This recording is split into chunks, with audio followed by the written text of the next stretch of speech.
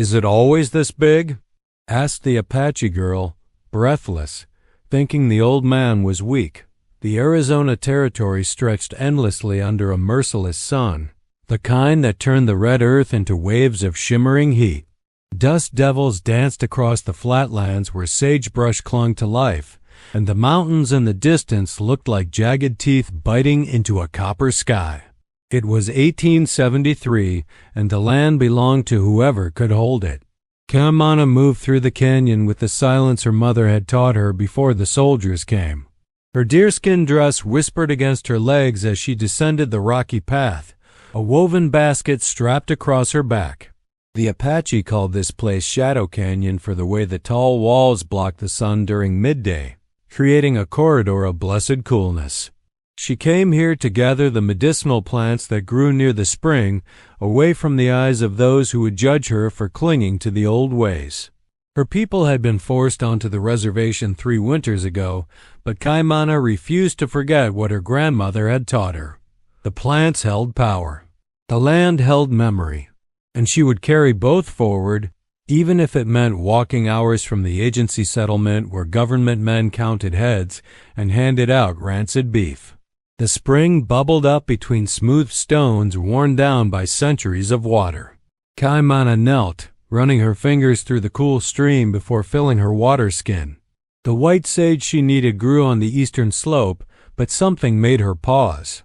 A sound wrong for this place, breathing, labored and wet. She rose slowly, her hand moving to the knife at her belt. The blade had belonged to her father before the cavalry cut him down at Canyon de Chelly. She followed the sound around the boulder, her moccasins silent on the stone. A man lay crumpled against the canyon wall, his body twisted at an angle that spoke of a hard fall. His clothes marked him as a rancher, not cavalry. Denim pants worn pale at the knees, a cotton shirt dark with sweat and blood, and a hat that had rolled several feet away. His chestnut horse stood nearby, reins dragging, too well trained to bolt but clearly agitated. Kaimana approached carefully. White men were dangerous even when dying. She had learned that lesson watching her village burn. But this man was alone, and the blood pooling beneath him suggested he would not remain a threat for long. His eyes opened as she drew near. They were the color of creek water in summer, that startling gray blue that seemed impossible in a land of brown and red. Pain tightened the corners of those eyes, but they focused on her with surprising clarity. She said nothing. Her English was adequate, learned from the missionary woman who came to the reservation with her judging eyes and her Bible, but Kaimana saw no reason to announce herself. The man coughed and blood flecked his lips. Bad sign. She had seen enough wounds to know when a man's insides were torn. He tried to speak, but only managed a wet rasp. Kaimana studied him with the detached assessment her grandmother had taught her. A man in his prime, perhaps 30 winters, with the weathered skin of someone who worked under the sun. His hands were calloused, but his nails were clean. Not a drifter, then. Someone who owned land, built things. The horse was quality stock, well-fed and carefully maintained. The saddle bore no fancy silver concos, but the leather was oiled and supple. She looked up at the canyon rim, 20 feet of sheer rock. The man must have been riding along the edge when his horse spooked. A long fall onto unforgiving stone. The question was simple. Leave him to die, as his kind had left her people to die, or waste her medicine on a white man who would probably try to harm her the moment he had strength. The man's eyes remained fixed on her face, not pleading, not demanding, simply watching, as if he understood she held his life in her hands and had made peace with whatever she decided. That look decided it. Kaimana had seen men beg, had seen them curse, had seen them pray to their pale god. But this quiet acceptance reminded her of her own people, the way warriors faced death when it came calling. She knelt beside him, setting down her basket. His breathing was shallow, each inhale producing a wet clicking sound. Broken ribs, almost certainly. Perhaps punctured lung. She would need to move quickly. Kaimana pulled her knife and cut away his shirt. His chest was already bruising, purple and black spreading across his ribs. She pressed gently, feeling for the break. He flinched but made no sound. Tough, at least. The wound in his side wept steadily. Not the bright arterial spray that meant immediate death, but enough that he would bleed out within hours if left untended. She needed yarrow to stop the bleeding, comfrey for the bones, and willow bark for the pain, all of which grew within the canyon, but gathering them would take time. She met his eyes again and spoke in English, her accent thick but words clear. "Your horse? Strong enough to carry you?" The man managed a small nod. She stood and approached the animal, speaking softly in Apache. The horse rolled its eyes but allowed her to take the reins. She led it closer, then faced the difficult task of getting a man twice her weight onto its back. Kaimana was small, even for her people. Barely 5 feet tall, with the slender build that came from a childhood of running through mountains. But she had helped dress deer carcasses since she was old enough to hold a knife, and she understood leverage. She positioned the horse as close as possible to the injured man, then crouched beside him. "You must help. I cannot lift you alone." He understood. She saw it in the way he gathered himself, saw him preparing for agony. Together, with her pulling and him pushing with his good leg, they managed to get him upright. He swayed, his face gone gray beneath the tan, but remained conscious. The hard part came next. Getting him onto the horse required him to stand, and standing required ribs that were not broken. She moved to his uninjured side, ducking under his arm and taking his weight against her shoulder. He was heavy, solid muscle and bone, but she braced her legs and lifted. The sound he made then was inhuman, dragged from somewhere deep. But he stayed upright, stayed moving as she guided him to the horse. The animal stood steady, well trained indeed, as the man grabbed the saddle horn with trembling hands. Kaimana pushed from behind, shoving him upward even as he pulled. He sprawled across the saddle belly down, gasping. Good enough. She could adjust him later. She gathered her basket and took the reins, leading the horse deeper into the canyon. Her dwelling was a mile distant, in a hidden cleft where a rock overhang created natural shelter. No white man knew of it. She intended to keep it that way. The walk seemed endless under the weight of decision. She was bringing a white man to her home, using her medicine to save his life. Her people would call her foolish. The agency soldiers would call her a squaw who forgot her place. And this man, if he survived, might repay her kindness with violence. But Kaimana had lost too much to the cruelty of others. She would not become what they were. She would not let hate poison her the way it had poisoned them. The overhang appeared as the canyon narrowed, its entrance obscured by juniper and sage. She had chosen this place for its concealment and its proximity to water. A smaller spring trickled from a crack in the rock here, creating a pool barely 3 feet across but deep enough to stay cool through summer. She tied the horse to a twisted juniper and returned to the man. He had lost consciousness during the walk, which made moving him easier. She pulled him from the saddle, letting him slide down against her body until they both tumbled to the ground. He was dead weight now, breathing but unaware. Kaimana dragged him into the shade of the overhang, where she kept her sleeping robes and her small collection of possessions.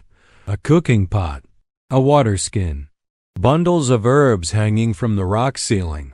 The bow her uncle had made her before the soldiers took him. This was her world now, reduced to what she could carry and what she could hide. She left him there and moved quickly through the canyon, gathering what she needed. Yarrow with its distinctive white flowers. Comfrey root, dug from the damp earth near the spring. Strips of willow bark peeled carefully from a gnarled tree. Sage for cleansing. And finally, the thick pads of prickly pear cactus, which she would roast and apply to wounds to prevent infection. By the time she returned, the sun had moved past its zenith and shadows were lengthening. The man remained unconscious, which allowed her to work without questions or resistance. Kaimana built a small fire using dried wood that would produce minimal smoke. She set her cooking pot on the flames and filled it with water from the spring. While it heated, she stripped the man to his waist and cleaned the wound with water and sage. The gash was deep but clean, not the ragged tear that came from jagged metal. He had struck something smooth in his fall. Lucky. She crushed the yarrow leaves between her palms, releasing their sharp scent, then packed them into the wound. The bleeding slowed to a seep. She bound it tightly with strips torn from his own shirt, wrapping them around his torso. The broken ribs she could do nothing about except bind them to limit movement. Comfrey would help them knit, but time was the real healer for bones. The willow bark went into the now boiling water. She let it steep until the liquid turned dark, then used a twist of grass to carry small amounts to the man's lips. He swallowed reflexively, enough to get medicine into him. Night fell while she worked. The canyon filled with the sounds of darkness, owls calling, the distant yip of coyotes, the whisper of wind through stone passages. Kaimana sat with her back against the canyon wall, her knife within reach, and watched the man breathe. He was handsome, she supposed, in the way white men were. Strong jaw, straight nose, dark hair that curled slightly where sweat had dampened it. The lines around his eyes suggested he smiled often, though there was no joy in his face now, just the slack emptiness of unconsciousness. She wondered what his name was, what had brought him to this canyon, whether he had family who would search for him, whether those searchers would come with guns and accusations. The fire burned low. Kaimana added a few sticks and settled in to wait. Dawn would bring answers. For now, she had done what she could. The rest belonged to forces beyond her control. She must have dozed, because when she opened her eyes again, the sky was showing the first gray light of pre-dawn. The man was awake, watching her. Their eyes met across the dying fire. He looked confused but not afraid. Likely the willow bark had dulled his senses along with his pain. She remained still, letting him orient himself. "Where?" he finally said, his voice barely above a whisper. "Safe. You fell? I brought you here." He absorbed this, his gaze moving from her face to the canyon walls to the overhang above, processing, understanding gradually that he was not in a place he knew. "You are Apache." It was not a question, but she answered anyway. "Yes." "Why did you help me?" She considered this. The true answer was complex, tangled up in grief and defiance and the stubborn belief that one act of mercy might somehow balance the scales. But she gave him the simple truth instead, because you were dying. He studied her for a long moment, those strange blue-gray eyes holding something she could not name. Then he closed them again, exhausted by even that brief conversation.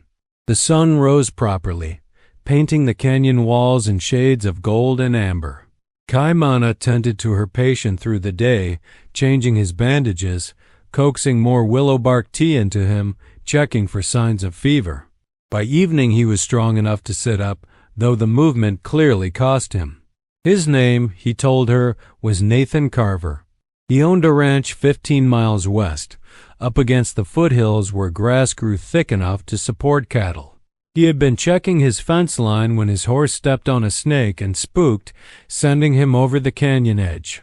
Kaimana listened but offered little about herself beyond her name. Names held power, and she was not ready to give him that much of herself. 3 days passed in a strange rhythm. She hunted small game with her bow, roasted rabbit and quail over the fire. She gathered more plants as his supplies ran low. She washed his bandages in the spring and hung them to dry on the sage bushes, and gradually she watched him heal. Nathan proved to be less trouble than she had expected. He did not demand, did not complain, did not try to touch her or speak to her in the crude way some white men did. Instead, he asked careful questions about the plants she used, genuinely curious about their properties. He thanked her each time she brought him food or water, and he respected her silences. On the 4th morning, he managed to stand. Kaimana watched from her position by the fire as he braced himself against the canyon wall and hauled himself upright. His face went white and sweat broke out across his forehead, but he stayed up. "Not yet," she said. "Your ribs need more time. I have cattle that need tending, horses that need feeding. I have been gone too long already. Then you will die on the ride home, and your cattle will starve anyway. Sit." To her surprise, he did. He lowered himself back to the sleeping robes, moving with the careful stiffness of a man holding himself together through will alone. "You saved my life," he said after a moment. "I owe you a debt. You owe me nothing. I did what needed doing. Still, if you need anything, help of any kind, my ranch is half a day's ride west. You would be welcome there." Kaimana met his eyes. In them she saw sincerity, which somehow made his offer worse. A white man offering shelter to an Apache woman. Did he not understand what his neighbors would say? What they would assume? "I need nothing from your world," she said quietly. He nodded slowly, reading her meaning. "Fair enough. But the offer stands." The fifth day brought unexpected trouble. Kaimana returned from checking her snares to find Nathan standing beside his horse, attempting to saddle it. He had managed to get the blanket on but lacked the strength to lift the saddle itself. "Stubborn fool," she snapped, dropping her rabbits and striding toward him. "You will tear open your wounds and bleed to death in your own stupidity. I cannot stay here forever. People will worry. They will come searching. Let them search. You cannot ride. Watch me." He reached for the saddle again, and his face went gray. His knees buckled. Kaimana caught him before he fell, taking his weight even though it nearly drove her to the ground. She half dragged, half carried him back to the overhang, cursing him in Apache the entire way. She dumped him onto the sleeping robes with less gentleness than before. He lay there breathing hard, his bandages seeping fresh blood. "Idiot man," she muttered, reaching for her medicine basket. "You white people, so eager to die, proving nothing. I am proving that I am no burden to you." The words stopped her hands. She looked at him, really looked, and saw the shame there. He thought himself weak because he needed help, because a woman half his size had saved him. "Strength is knowing when to rest," she said finally. "Only children and fools confuse stubbornness with courage." Something shifted in his expression. The shame eased, replaced by rueful acceptance. "You sound like my mother." "Then your mother was wise." "She was. She died of cholera 3 years back. Left me the ranch and 100 pieces of advice I pretend to follow." Kaimana unwrapped his bandages, relieved to see the bleeding was minor. The wound was actually healing well, pink and closed at the edges. Another few days and he would be ready to travel. "Tell me about your ranch," she said as she worked. It was unlike her to ask, but the silence felt heavier than usual. Nathan described it as she rewrapped his ribs. A small operation by territory standards. 200 head of cattle, a dozen horses, a cabin his father had built from ponderosa pine. Creek water that ran year-round. Good grass in the high meadows. Neighbors far enough away to avoid trouble but close enough to help when needed. He spoke of it with obvious affection, the way she spoke of her grandmother's summer camp in the mountains, a place that held meaning beyond its practical value. "You run this ranch alone?" she asked. "I have a foreman, Marcus. He is getting old but still stronger than most men half his age. And a few hands who come and go with the seasons. But yes, mostly alone. Lonely. Sometimes, but I prefer it to crowds.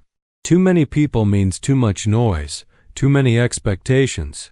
Kaimana understood that more than he knew. On the reservation, the agency officials watched everything. Counted rations, counted heads, enforced rules about where people could go, what they could do. The weight of their watching had driven her to the canyons, to this solitary life. "Your people," Nathan said carefully, "they are on the reservation?" "Those who survived." The words hung between them, heavy with unspoken history. The wars, the broken promises, the forced march. Neither needed to elaborate. "I am sorry," he said. "Sorry changes nothing. No, but I mean it regardless." She tied off the bandage and sat back. Why do you care? I am Apache. You are white.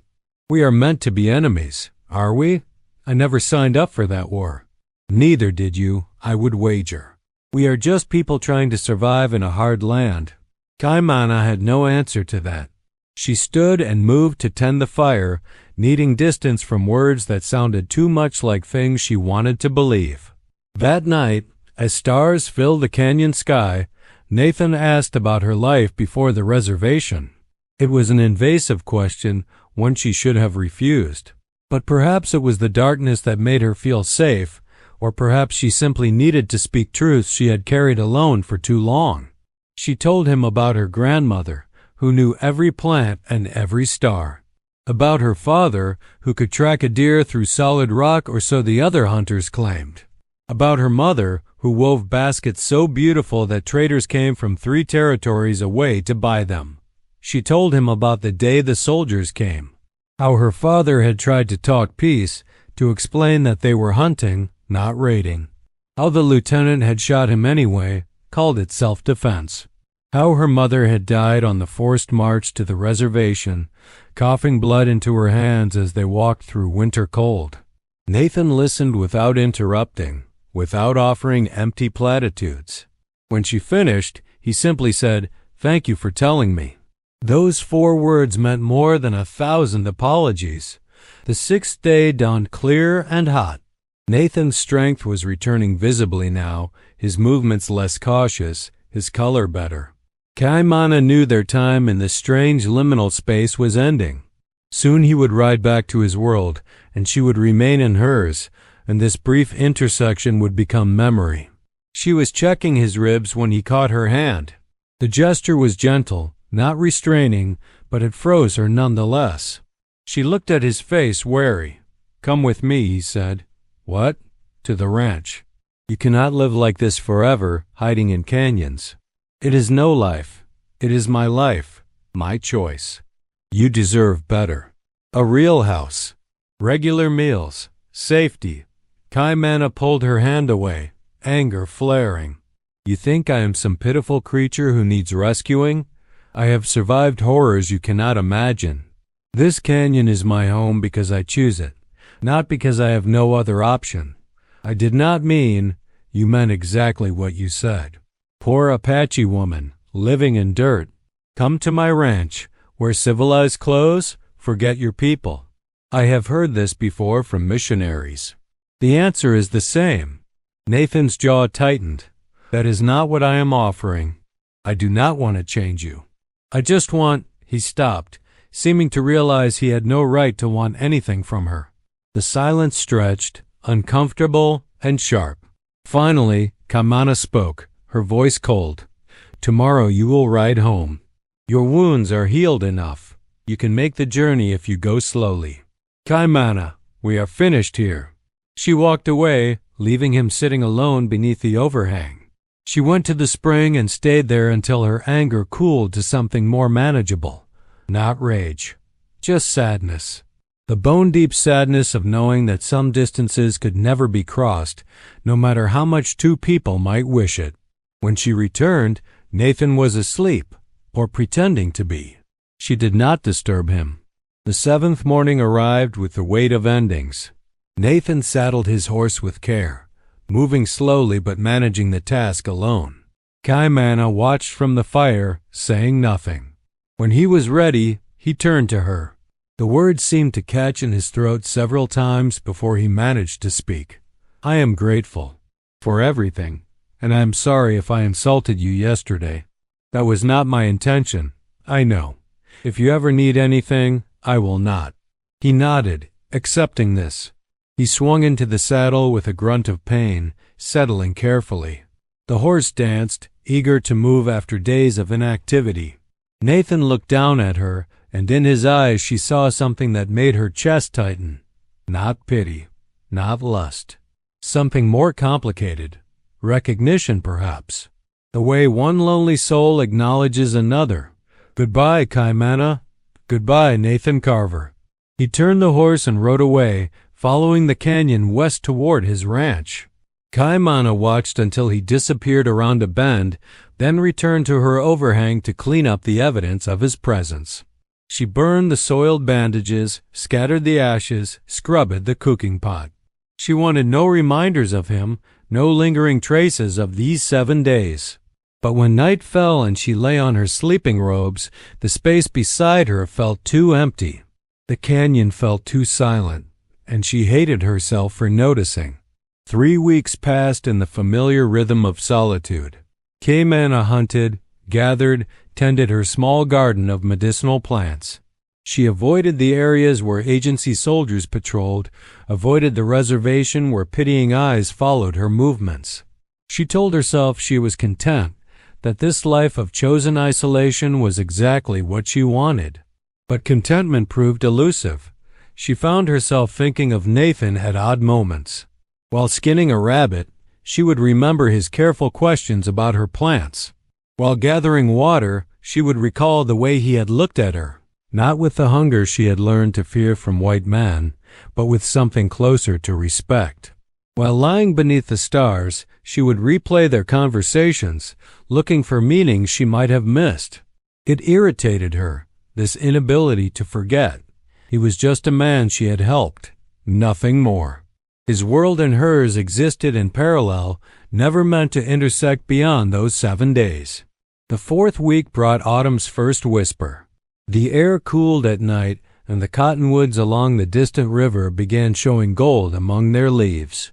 Kaimana was roasting prickly pear pads over her fire when she heard hoofbeats echoing through the canyon. She was on her feet instantly, bow in hand, arrow nocked. Few people knew of this place, and those who did had no reason to visit. She pressed herself against the canyon wall, hidden in shadow, and waited. The rider appeared around the bend. Nathan Carver, sitting straighter in the saddle than when he had left, looking healthier but somehow more uncertain. He had his hat in his hands, turning it nervously as his eyes scanned the canyon. Kaimana stepped into view, bow still raised. Nathan's horse stopped immediately, well trained to respond to the slightest pressure. The man himself went very still, his gaze finding her. "I come in peace," he said, and the formality of it would have been funny under different circumstances. "Why do you come at all?" He dismounted, moving carefully but without the fragility of before. His ribs had healed then. Good. She lowered her bow but kept the arrow nocked. "I needed to see you." "Why?" Nathan stood there, hat in hands, looking for all the world like a schoolboy called before a stern teacher. "Because I cannot stop thinking about you. Because I owe you my life and riding away felt wrong. Because—" He stopped, seeming to realize he was making a mess of whatever he had planned to say. Kaimana felt her throat tighten. She wanted to be angry at this intrusion, at his presumption that he could simply ride back into her life. But beneath the anger was something more frightening. Relief. She was relieved to see him. "You should not be here," she said, but her voice lacked conviction. "I know, but I am here anyway. And I brought you something." He reached into his saddlebag and pulled out a bundle wrapped in cloth. He approached slowly, giving her time to object, and held it out. When she made no move to take it, he set it on a rock between them and stepped back. Kaimana eyed the bundle suspiciously. She had learned to be wary of gifts from white men. They always came with expectations, with strings that tightened into nooses, but curiosity won over caution. She picked it up, surprised by its weight, and unwrapped it. Inside was a knife. Not the crude iron blades the agency handed out, but a proper hunting knife with a handle of carved bone and a blade that caught the light like water. Beautiful and deadly in equal measure. "My father made it," Nathan said quietly. "Best blade I ever owned. I want you to have it. I cannot accept this. It is too valuable. It is mine to give. And you saved my life with a blade half as good. Seems only fair you should have a proper one." Kaimana ran her thumb along the blade, testing its edge. Sharp enough to split a hair. The balance was perfect. The weight distributed precisely. A weapon like this could mean the difference between eating and starving, between defending herself and becoming victim. She looked up at Nathan, studying his face for signs of ulterior motive. She found only earnest sincerity, which somehow made accepting the gift more difficult.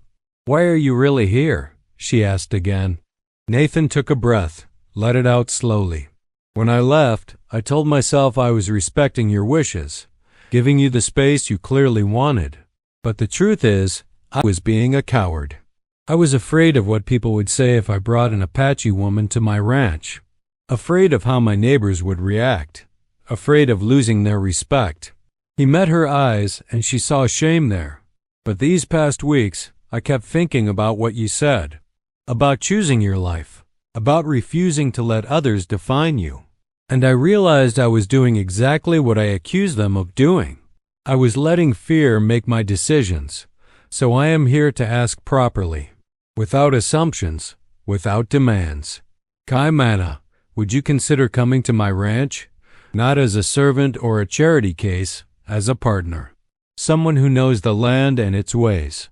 Someone who could help me run things better than I manage alone. A partnership," she said flatly. "Yes. And what do I gain from this partnership? A warm house, regular food, protection from those who would harm you for being alone." And he added, his voice softening, "Maybe someone to talk to besides the wind." Kaimana wanted to refuse. Every instinct screamed at her to send him away, to maintain her careful isolation. But another part of her, a part she had tried to silence, whispered different words. "Lonely. You are so lonely." And he is offering not pity but partnership, not rescue but recognition. "I would need my own space," she said slowly, testing the idea. "A place that is mine alone. There is a cabin near the creek, small but solid. You could have it. I will not wear white women's clothes. I will not pretend to be something I am not. I would never ask you to. Your neighbors will talk. They will say terrible things. Let them talk. I stopped caring what small minds think about me years ago. They may do more than talk. Some white men consider Apache women fair game for violence."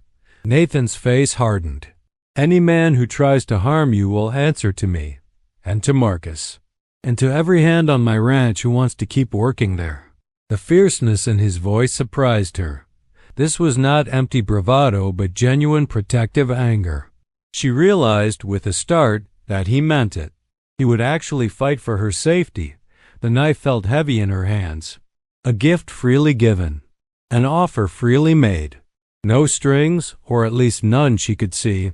Perhaps she was being foolish. Perhaps this would end in heartbreak and betrayal like so many promises before. But standing in her canyon, listening to the wind and the silence, Kaimana realized something important. She was tired of being afraid. Tired of letting the cruelty of others dictate her choices. Tired of surviving when she could be living. 1 month, she said finally. "I will come for 1 month. If your ranch is as you say, if your people treat me with respect, perhaps I will stay longer. But at the first sign of trouble, I leave. No arguments. No attempts to stop me. Agreed. And I keep my knife, this one and the one you just gave me. I would expect nothing less." She looked at him, this strange white man who had stumbled into her life bleeding and broken, who had listened to her stories without judgment, who now stood offering not salvation but simple companionship. It was terrifying and exhilarating in equal measure. "When do we leave?" she asked. "Whenever you are ready." Kaimana looked around her canyon, at the overhang that had sheltered her, at the spring that had sustained her. This place had been her refuge, her fortress against a hostile world. But perhaps it was time to stop hiding. Perhaps it was time to see if trust could exist between two people from different worlds. "Tomorrow," she said. "We leave tomorrow at dawn." Nathan smiled, and it transformed his entire face. Not the grin of a man who had gotten his way, but the genuine joy of someone receiving an unexpected gift. That smile sealed her decision more than any words could have. That night, Kaimana packed her few possessions, her grandmother's basket, her herbs and medicines, her bow and quiver, the sleeping robes her mother had made. She wrapped them carefully, securing them for travel. And she tried not to think about all the ways this could go wrong. Nathan made camp a respectful distance away, near where his horse was tethered. She could see his fire from her overhang, a small point of warmth in the darkness. It felt strange, knowing he was there, not threatening, just present. Another person in her solitary world. Sleep came slowly, filled with dreams she could not quite remember upon waking. But when dawn broke clear and cold, Kaimana felt something she had not experienced in years: hope, fragile and frightening, but undeniably present. She emerged from the overhang to find Nathan already up, his horse saddled and ready. He had 2 canteens of water and a bag of jerky, prepared for the journey. Practical. She appreciated that. Ready? He asked. Kaimana took one last look at her canyon, her sanctuary, her prison. Then she nodded and walked toward his horse, carrying everything she owned in a single bundle. Nathan mounted, then reached down to help her up. She hesitated only a moment before taking his hand. He pulled her up behind him with surprising ease, and she settled onto the horse's broad back, her arms wrapped around his waist for balance. The horse moved forward, carrying them out of Shadow Canyon and toward whatever future awaited. Kaimana felt the morning sun on her face and allowed herself to believe, just for a moment, that perhaps not all white men were monsters. Perhaps not all offers came with cruel conditions. Perhaps against all odds and all logic, this might actually work. The ride to Nathan's ranch took 5 hours through country that shifted from red canyon walls to rolling grassland dotted with juniper and pine. Kaimana watched the landscape change with the eye of someone who read the land like white people read books. She noted the deer trails, the places where water gathered after rain, the rocky outcrops where mountain lions might den. Survival had taught her to see what others missed. Nathan said little during the ride, seeming to understand she needed time to absorb this decision. His back was solid against her chest, his breathing steady beneath her clasped hands. The intimacy of the position should have felt awkward, but somehow it did not. Perhaps because they had already shared the greater intimacy of vulnerability, of one person holding another's life in their hands. The ranch appeared as they crested a final rise. Kaimana felt her breath catch despite herself. The cabin sat in a natural clearing where a creek ran swift and clear, bordered by cottonwoods that had turned brilliant gold. Behind the main structure stood a barn, a corral with several horses, and the smaller cabin Nathan had mentioned. Smoke rose from the main house chimney, and she could see cattle scattered across the meadow beyond, dark shapes against autumn grass. It was beautiful in the way wild places could be beautiful when humans touched them lightly. Not the imposed order of the army fort or the agency compound, but something that worked with the land rather than against it. A man emerged from the barn as they approached, tall and gray-haired with skin weathered to the texture of old leather. He stopped when he saw Kaimana, his eyes widening briefly before his face settled into careful neutrality. "Marcus," Nathan called out, "this is Kaimana. She will be staying in the creek cabin. Please make sure it is prepared for her." The older man studied her for a long moment, and Kaimana met his gaze without flinching. She had learned long ago that showing fear invited cruelty. Finally, Marcus nodded slowly. "Ma'am," he said, touching his hat brim. "Welcome to Carver Ranch." The simple courtesy surprised her. She had expected hostility, suspicion at minimum.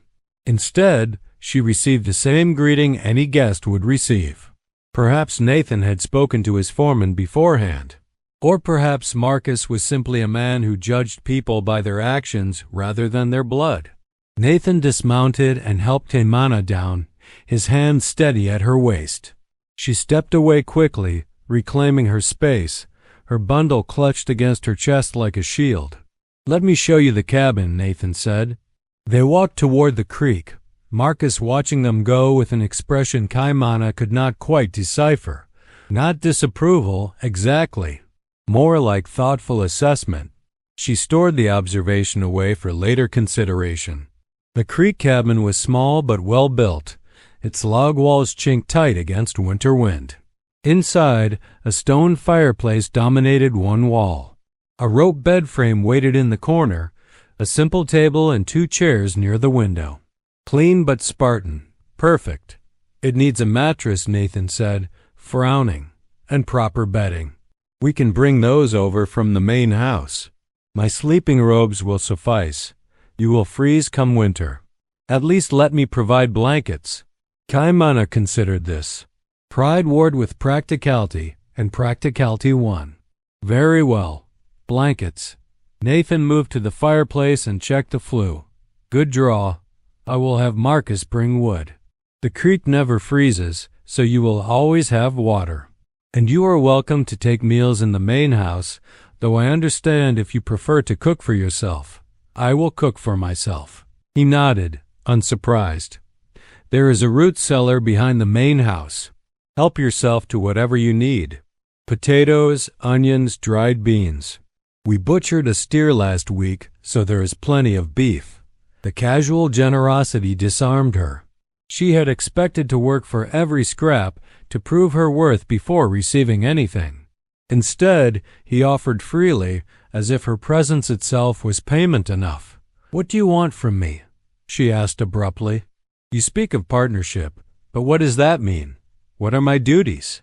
Nathan leaned against the doorframe, considering. In truth, I had not thought that far ahead. I suppose whatever you are willing to do. If you know healing, the horses would benefit. Several have old injuries that pain them. If you know plants, perhaps you could start a proper medicine garden come spring. If you know tracking, you could help me find strays before the wolves do. Or nothing at all, if you prefer. Sometimes just having another person around is enough. You would keep me here doing nothing? I would give you space to figure out what you want to do. There is a difference. Kaimana studied his face, searching for deception. She found only patience in something that looked disturbingly like affection. It terrified her more than anger would have. I will tend your horses, she said finally, and I will gather plants for medicine, but I will not cook for your men or clean your house. I am not a servant. I never thought you were. The afternoon passed in strange domesticity. Marcus brought blankets and firewood, maintaining his careful politeness. Nathan showed her the barn, introducing her to each horse like they were people. A bay Mari named Dancer, who had thrown a shoe badly 2 years back and limped ever since. A gray gelding called Storm, who had been gored by a steer and bore the scars across his shoulder. A paint stallion named Chief, who Marcus had won in a poker game and who trusted no one. Kaimana examined each animal with the same thoroughness she had used on Nathan's wounds. She noted the way Dancer favored her right front leg, the way Storm flinched when touched on his left side, the way Chief's ears pinned back at any approach. These were problems she could address. Problems with clear solutions. Much simpler than the tangle of emotions Nathan's presence created. By evening, she had moved her possessions into the creek cabin and started a fire in the hearth. She sat on the floor, her back against the wall, and watched flames dance across the logs. Through the window, she could see the main house where lamplight glowed warm and inviting. She could hear men's voices, laughter, the sounds of life continuing without her. She told herself she preferred it this way. Separate, safe. But a small part of her wondered what it would be like to sit at that table, to share that laughter, to belong somewhere again. The first week passed in careful negotiation of boundaries. Kaimana spent her days in the barn, working with the horses.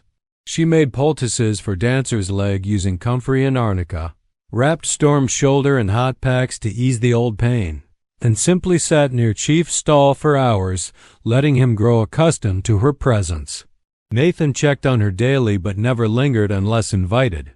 He brought her supplies she had not asked for but clearly needed, a proper cooking pot, a hunting knife to complement the one he had already given, a wool coat that had belonged to his mother, carefully cleaned and stored. Each gift came with the same casual explanation, as if providing for her was the most natural thing in the world. Marcus proved equally considerate, greeting her each morning with a nod and a weather report. The old foreman seemed to have appointed himself her unofficial guardian, making sure the other ranch hands knew she was under Nathan's protection and that any disrespect would result in immediate dismissal. The hands themselves were a mixed group. Two brothers from Texas, laconic and sunburned, who tipped their hats and kept their distance. A young Mexican vaquero named Esteban who smiled easily and sang while he worked. And a surly man called Dutch who watched her with barely concealed hostility but was smart enough not to act on it with Marcus nearby. Kaimana cataloged them all, noting their patterns, their weapons, their potential for violence. Old habits died hard. The second week brought the first real test. Kaimana was working with Chief, speaking softly in Apache while the stallion pretended to ignore her when Dutch entered the barn. She sensed him before she saw him, the way prey senses predators. She stood slowly, turning to face him. Dutch was a big man, thick through the shoulders, with small eyes that held calculated meanness. He leaned against a support beam, chewing tobacco, his gaze traveling over her body with obvious intent. "You are that Apache squaw Nathan brought back." Kaimana said nothing. She simply watched him, her hand near the knife at her belt. "Mighty generous of the boss, giving you that cabin. Makes a man wonder what you do to earn your keep." "I tend the horses." Dutch spat tobacco juice onto the barn floor. "That all you tend?" The implication was clear. Kaimana felt rage flare hot and immediate, but she kept her face blank. Showing anger would give him power. "You should leave now," she said quietly. "Or what? You will run crying to Nathan? Tell him the mean man hurt your feelings? Or I will cut you, and you will explain to Nathan why you bled all over his barn." Her voice remained calm, almost conversational, which made the threat more effective. Dutch's smile faltered. He seemed to recalculate, to remember perhaps that Apache women were not raised to be helpless. "Just making conversation," he muttered, pushing away from the beam. "Then make it elsewhere." Dutch left, but Kaimana knew she had made an enemy. Men like that did not forget perceived insults. They nursed grudges until they found opportunity for revenge. She would need to be careful. That evening, she told Nathan what had happened. They sat on the steps of her cabin, watching the sun paint the sky in shades of crimson and gold. Nathan's jaw tightened as she spoke, his hands curling into fists. "I will fire him tomorrow, no. That will only confirm his suspicions that I am more than a horse tender. Let him stay. But make sure he knows that threats against me are threats against you." Nathan looked at her, understanding dawning. "You want him to think I will defend you out of self-interest rather than personal feeling. Yes, it is safer that way." "Safer for who?" "For both of us." He was quiet for a long moment, watching the dying light. Then he spoke, his voice soft but intense. "What if I do not want it to be just self-interest? What if my feelings are personal?" Kaimana felt her heart stutter. She had known, on some level, that something was growing between them. But hearing him say it out loud made it real in a way that terrified her. "You do not know me," she said. "Not really. 7 days of me saving your life does not equal knowing someone. Then let me know you. Stay. Not for 1 month, but longer. Give this a chance." "Give what a chance?" Nathan turned to face her fully, and in his eyes she saw vulnerability that matched her own. "Us. Whatever this is between us. I have never felt this way about anyone, Kaimana. You make me want to be braver, better. You make me question everything I thought I knew about the world. And yes, it is terrifying. Yes, it is complicated. But if there is even a chance that we could build something real together, is that not worth exploring?" His words hung in the air between them, weighted with possibility and danger in equal measure. Kaimana wanted to say yes, wanted it with an intensity that shocked her, but fear held her back. Fear of being hurt, fear of losing herself, fear of hoping for something that could never be. Your world and mine are not meant to mix, she said quietly. You know this. I know this. We can pretend otherwise, but the truth remains. I am Apache. You are white. That matters. Only if we let it matter. Everyone else will let it matter. Your neighbors, your friends, people in town. They will see me as nothing more than a savage who has ensnared you. They will make our lives miserable. Let them try. The fierce certainty in his voice almost broke through her defenses. Almost. I need time, she said finally. Time to think. Time to understand what I want rather than what I fear. Nathan nodded slowly. Take all the time you need. I am not going anywhere. He stood to leave, but paused at the bottom of the steps.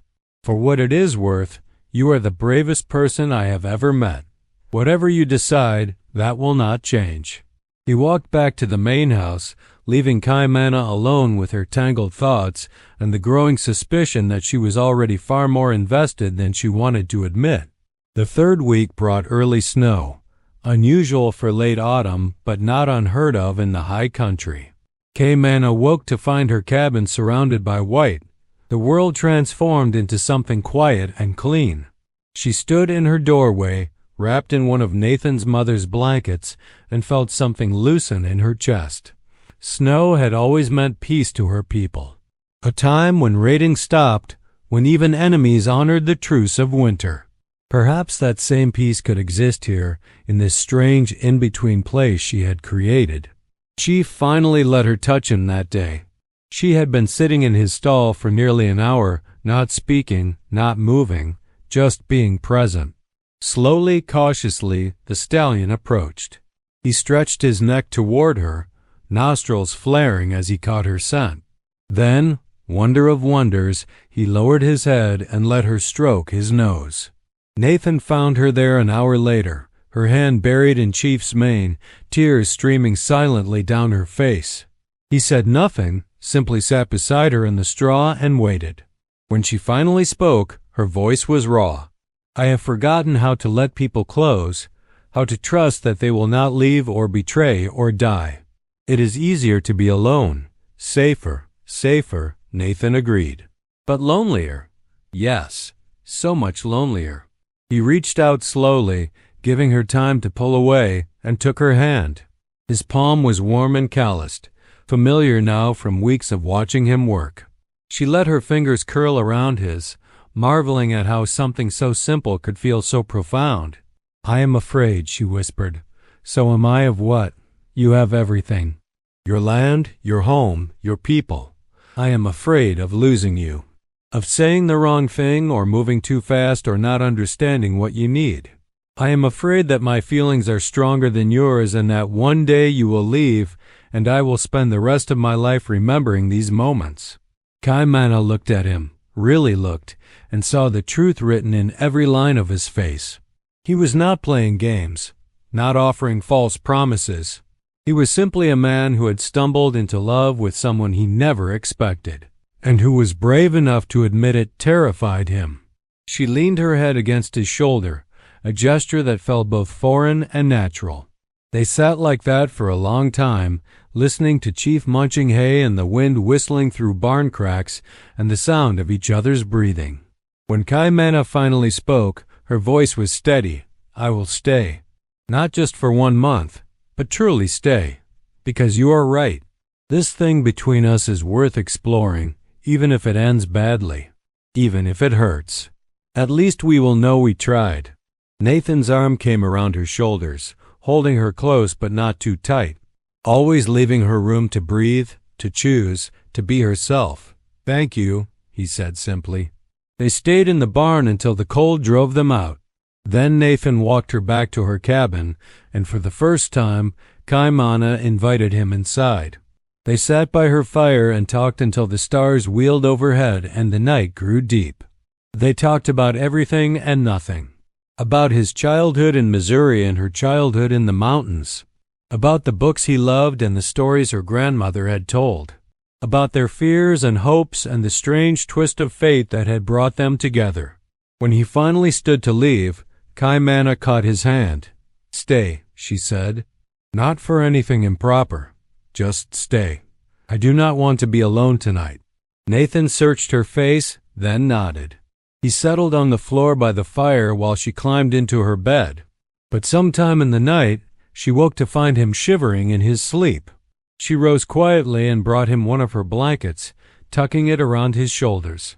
His eyes opened briefly, meeting hers in the firelight. He smiled, a small private thing meant only for her, and she felt her heart crack open just a little bit more. The fourth week transformed everything. Kaimana stopped hiding in her cabin and started taking meals in the main house. Marcus welcomed her gruffly, showing her where things were kept and teaching her to make coffee the way the hands liked it. Not because she wanted to serve them, but because sharing food was a language she understood. The Texas brothers thawed, asking her advice about a sick calf. Esteban sang Mexican love songs while she worked nearby, his voice filling the barn with bittersweet beauty. Even Dutch gave her a wide berth, clearly warned off by Nathan or Marcus or both. And Nathan. Nathan became the center around which her days revolved. They worked side by side, repairing fence line and checking cattle. They sat together in the evenings, reading or simply watching the fire. They talked about building a proper medicine garden come spring, about training Chief to saddle, about 100 small plans that assumed she would be there to see them through. The touching started slowly, a hand on her back as he passed, his arm around her shoulders against the cold, her head resting on his chest as they watched the sunset. Each small intimacy was a revelation, proof that gentleness existed even in a brutal world. One evening, nearly a month after her arrival, they stood together by the creek. The water ran swift and black under the stars, singing its ancient song. Nathan turned to face her, his hands cupping her face with a tenderness that made her chest ache. "Kaimana," he said softly, "may I kiss you?"